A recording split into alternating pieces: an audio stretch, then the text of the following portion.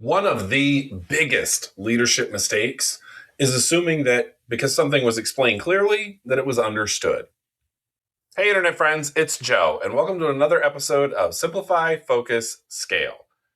Today, we're going to talk about the line between explaining something clearly and actually having your staff understand it.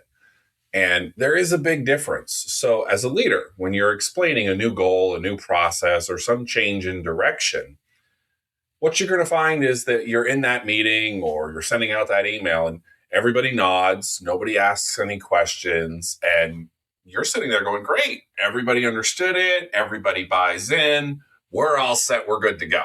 And it's a great feeling as a leader to have that happen because you can't help but think that you are a master communicator and you're doing a great job leading your team. But remember, clarity is what you say. Understanding is what people hear. So I'd like to give you an example, even from my own past. So when I was a compliance officer, or chief compliance officer at a firm, I was a CCO when the new marketing rule came out a few years ago. And to me, as a compliance professional, it made perfect sense. I thought it was great. I thought it was going to be easy to implement. And it was tremendously easy to communicate those changes to my staff and say, hey, this is what's going to happen going forward.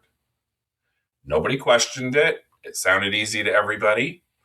But over the coming few days and even into the next week or two, I noticed there were a lot of people that were just simply not following the rules the way we had talked about and the way that the procedures had been updated. What I found was there was a big communication gap because everybody was understanding this new rule as additional steps and not replacement of. I had left it very open and said, let me know if you have any questions. But that's a bit vague for staff who's not in the same focus. An operations person is going to have a much different focus than a CCO, for example. And that was really eye-opening to me at that point. Because I thought I was being clear. And clearly, my team thought they knew what I meant until they hit those roadblocks in the real life and didn't know where to go. And then they were left floundering to make decisions without knowing which decision to make. What I learned was that it wasn't an understanding that was proven when everybody in the meeting nodded and nobody asked any questions immediately. It was whether or not they could execute. And the real test of communication when you're a leader isn't whether or not you explained it. It's whether or not somebody can act on what you explained. So when you're sitting there as a leader and you're saying, what do I do now? Ask yourself this, because the real question isn't whether or not you communicated clearly.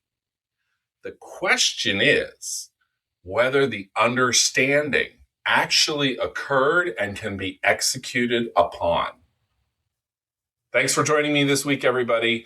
If you've liked the video, go ahead and hit the like button. Make sure you're subscribed to the channel if you're not already. We do produce new videos every week, and I'd like to make sure that those are of value to you. So if you have questions, thoughts, comments, feel free to drop them below, or go out to the website, which is jpcoachingnow.com, to connect with me on any other social media platform, via email or telephone. I look forward to working with all of you and helping everybody be successful. And thanks for joining me for this week's episode of Simplify, Focus, Scale.